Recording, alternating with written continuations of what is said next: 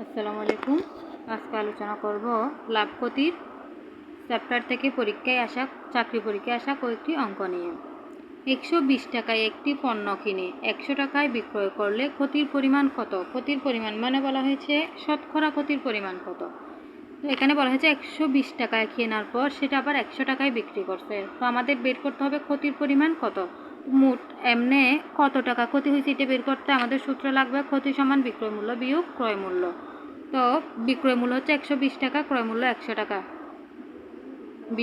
বিয়োগ করলে হয় 20 টাকা। তো এখন লিখতে হবে 120 টাকার মধ্যে ক্ষতি হয় 20 টাকা, 1 টাকায় ক্ষতি হয় 20/120 টাকা, 100 টাকায় ক্ষতি হয় 20 গুণ 100/120 টাকা। 0 0 কাটা দিলে 12, 6 দুগুণ 12, 10 দুগুণ 20, 3 দুগুণ 6, 5 দুগুণ 10, 2 দিয়ে কাটলে এটাকে 3 দুগুণ 6, এটাকে কাটলে 5 দুগুণ 10, 50। এটাকে উপরে গুণ করলে 50, নিচে 3 ভাগ করলে হয় 16.67।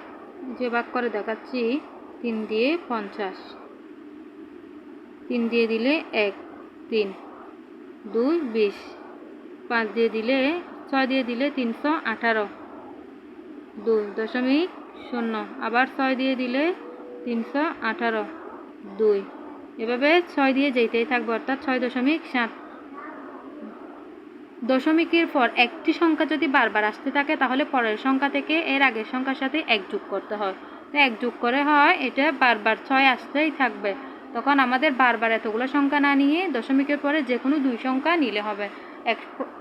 পরের সংখ্যা থেকে 1 যোগ করে 7 বানাইছি। কাগজ ও কলমের মূল্য একত্রে 240 টাকা। কাগজের মূল্য কলমের মূল্য অপেক্ষা 40 টাকা কম হলে কলমের মূল্য কত? তো এখন কলম বা কাগজের মূল্য কত টাকা আমরা জানি না। তো আমাদের ধরতে হবে কলমের মূল্য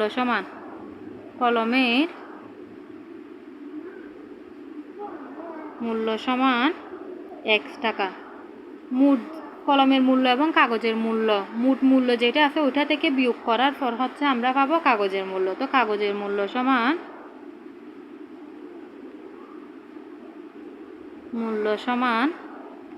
মোট মূল্য হচ্ছে 240 বিয়োগ কলমের মূল্য হচ্ছে x টাকা। ওকে, তারপর শর্ত মতে